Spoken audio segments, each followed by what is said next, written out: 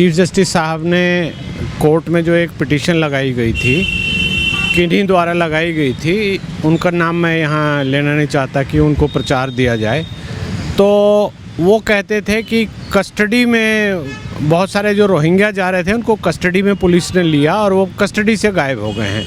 वो एक बेबुनियाद बेसिर पैर की पिटीशन लगा के खड़ी थी कि क्या वो भारत के नागरिक हैं, तो ये पिटीशन आप कैसे लेके आए हैं। दूसरा, क्या वो शरणार्थी के रूप में आए थे, वो तो गलत तरीके से आ रहे हैं, सुरंग खोद कर आ रहे हैं हमारे देश में, और इस तरह से उनकी सुरक्षा की मांग आप कर रहे हो तो ये गलत है।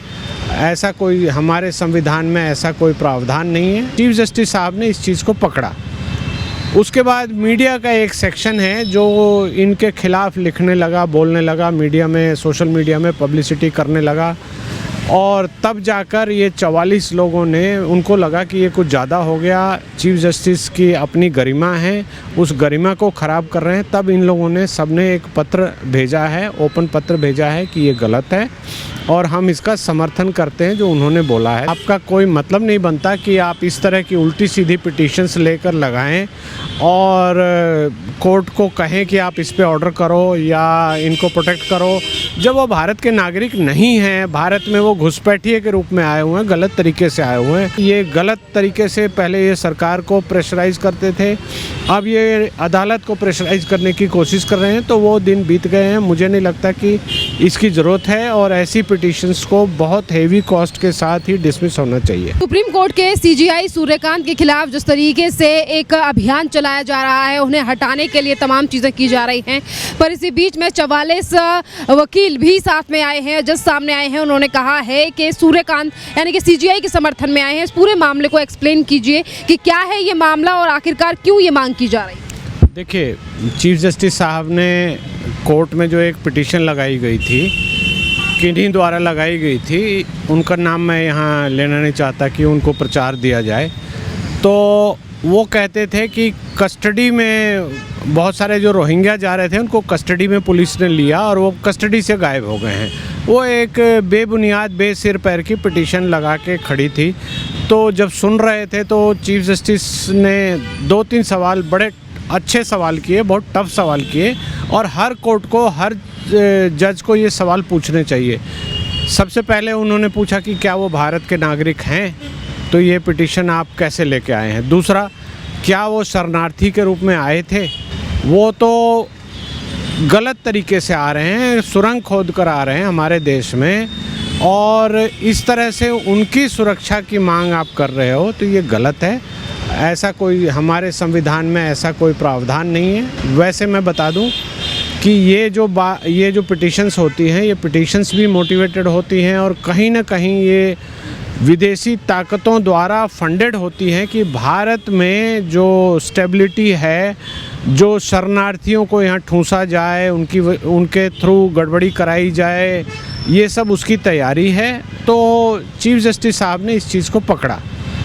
उसके बाद मीडिया का एक सेक्शन है जो इनके खिलाफ लिखने लगा, बोलने लगा, मीडिया में, सोशल मीडिया में पब्लिसिटी करने लगा, और तब जाकर ये 44 लोगों ने, उनको लगा कि ये कुछ ज़्यादा हो गया, चीफ जस्टिस की अपनी गरिमा है, उस गरिमा को ख़राब कर रहे हैं। तब इन लोगों ने सबने एक पत्र भेजा है, ओपन पत्र भेजा है कि ये गलत है और हम इसका समर्थन करते हैं जो उन्होंने बोला है। तो ये आप देखेंगे तो हमारा जो लीगल प्रोसीडिंग्स हैं उसको गलत तरीके से प्रयोग में लाने की कोशिश हो रही है, और कुछ वेस्टेड इंटरेस्ट हैं जो विदेशी ताकतों के इशारे पर ही काम कर रहे हैं। ये दिखाई दे जाएगा आपको। सर, एक तरफ तो सीजीआई के खिलाफ इस तरीके से कैंपेन चलाया जाता है, और जिस दिन सीजीआई के द्वारा अवैध रोहिंग्या बांग्लादेशियों को लेकर टिप्पणी सुप्रीम कोर्ट में की गई थी, जिसके बाद टीएमसी के लोगों ने भी सवाल उठाते हुए कहा कि आजकल जज भी गरिमा से ज़्यादा बोल रहे।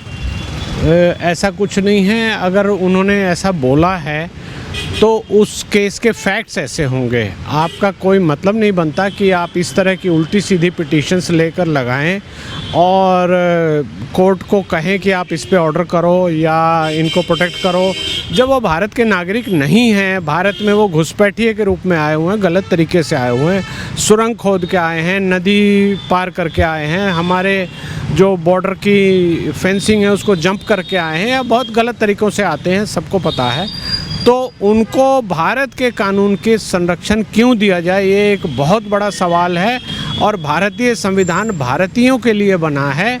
जो शरणार्थी हैं या जो घुसपैठिए हैं, शरणार्थी तो हो सकता है कि हमने उनको शरणार्थी की जगह दी हो तो वो हो सकते हैं, लेकिन जो घुसपैठिए हैं, जो हमारे देश में घुसकर हमारे ही नागरिकों का हक छीन रहे हैं, चोरी करते हैं, क्राइम करते हैं, या उनके हिस्से की जो चीज़ें हैं, रिसोर्सेज हैं, उस पर कब्जा करते हैं, तो उनको उनके साथ किस तरह की सहानुभूति होगी।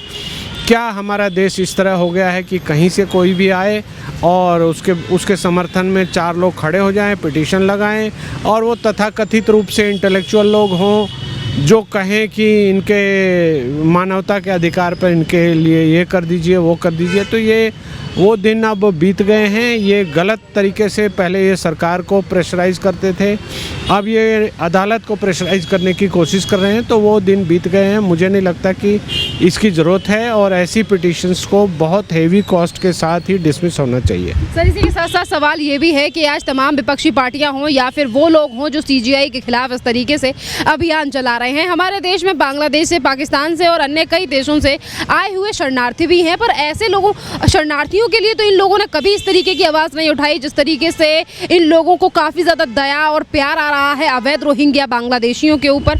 दूसरा सवाल मेरा सर ये भी है कि जब हम देश के लोग, हम देश के नागरिक जब आधार कार्ड बनवाने के लिए जाते हैं तो हमसे ही आधार कार्ड सेंटर में 10 प्रूफ मांगे जाते हैं कि ये दिखाइए, उसके बाद ही आपका आधार कार्ड बनेगा। फिर ये अवैध रोहिंग्या बांग्लादेशी अपने पास आधार कार्ड, पासपोर्ट और भारत के ही दस्तावेज आखिरकार कहाँ से कैसे बनवा पा रहे हैं?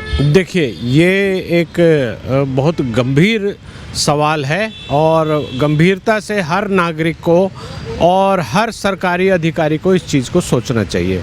आधार बहुत सारे फॉर्ज बन जाते हैं, उसके बाद होता क्या है, आधार बनाने की प्रक्रिया को अगर आप समझेंगे तो आप पाएंगे कि उसका मिसयूज़ हो रहा है। आधार के लिए हमारा देश में ये प्रावधान है कि आप कहीं भी 15 दिन रहते हैं तो आप जाकर कह सकते हैं कि आधार मेरा बना दीजिए। उसके लिए आपसे जानकारी मांगी जाएगी, आपका अंगूठा लगाया जाएगा और उसके बाद आपको आधार दे दिया जाएगा। उसके संबंध में कई दस्तावेज मांगे जाते हैं कि आप कहाँ रहते हैं, आपका वहाँ के वोटर लिस्ट में नाम है, आपका कोई डॉक्यूमेंट है, एजुकेशन का सर्टिफिकेट दीजिए, डेट ऑफ बर्थ का सर्टिफिकेट दीजिए या कुछ दीजिए। तो वो सारे कागज़ फॉर्ज करके ये लोग लगाते हैं, और हमसे पहले, हमारे जो देश के नागरिक हैं उनसे पहले वो आधार बनवा कर खड़े हो जाते हैं। उसके बाद वो अपना वोटर आई कार्ड बनाते हैं, अपना बहुत सारे सरकारी जो अनुदान है उसको लेने के कार्ड बनवाते हैं, वो लेते हैं। और जब भारत का नागरिक उसको विरोध करने की कोशिश करता है तो वहाँ पर हिंदू, मुसलमान और पता नहीं क्या क्या बातें की जाती हैं। जो शरणार्थी हैं उनकी एक अलग प्रक्रिया है, शरणार्थी को भारत सरकार रजिस्टर करके उनके जो ग्रांट्स होते हैं वो देते हैं, लेकिन जो घुसपैठिए हैं वो तो सेंध लगा रहे हैं, सरासर सेंध लगा रहे हैं, हमारी नागरिकता में सेंध लगाते हैं, हमारे वोटिंग्स का जो तरीका होता है, जब वोटिंग होती है उसमें सेंध लगाते हैं। तो उनको तो सबसे पहले रोकना चाहिए, उनके लिए कहीं कोई मर्सी नहीं होनी चाहिए। और न्यायालय में जो लोग प्रॉक्सी रूप से उनको बचाने के लिए एक उनकी शैडो फायरिंग जो करते हैं, उन लोगों पर भी अंकुश लगना चाहिए। उनकी फंडिंग कहाँ से हो रही है, वो कहाँ से ये पिटीशन के लिए पैसे लाए, कैसे हुआ, वकील को कैसे दिया गया। आप देखेंगे कि कुछ गिने चुने वकील हैं जो ये काम करते हैं, तो इस सब पे रोक लगनी चाहिए। मुझे लगता है कि यह हमारे कानूनी प्रक्रिया का, हमारी न्यायिक प्रक्रिया का इससे बड़ा अब्यूज़ और ग्रॉस मिसयूज़ का केस है, और इस पर गंभीरता से हमारे पूरे न्यायिक सिस्टम को, जजेस को, सबको गंभीरता से विचार करना चाहिए, और ऐसी पिटीशंस को रोकना ही पड़ेगा। इसी के साथ साथ CGI सूर्यकांत ने जो भी तमाम बातें कही वो उन्होंने इंसानियत और इसी के साथ साथ कानून को देखते हुए कही। जब बातें कानून के दायरे में कही गई हैं तो फिर आखिरकार इस तरीके से सवाल क्यों उठाए जा रहे हैं? बात ये भी है सर कि अगर तारों के नीचे से आए हुए जो अवैध तरीके से घुसपैठिए आज हमारे देश में अगर घुस आए हैं, इनको लेकर अगर CGI ने कुछ कहा है तो इसको हिंदू मुसलमान का रंग क्यों दिया जा रहा है? देखिए, यही तो मैं बता रहा हूँ, ये जो विदेशी ताकतें हैं उनका खेल ही यही है कि उनको हर चीज़ को हिंदू मुसलमान या जो रूलिंग पार्टी है उसके हिसाब से उसके विरोध करते हुए वो विदेशी ताकतों के इशारे पर हमारे देश में इंस्टेबिलिटी लाने के लिए ऐसी बातें बोलती है, ऐसी पिटीशन लगाते हैं और धार्मिक विद्वेष फैलाने के लिए ये काम करते हैं। तो इसको तो रोकना पड़ेगा और न्यायिक सिस्टम में ये चीज़ें अब दिख गई हैं तो रोका जा रहा है और ये बहुत अच्छी बात है।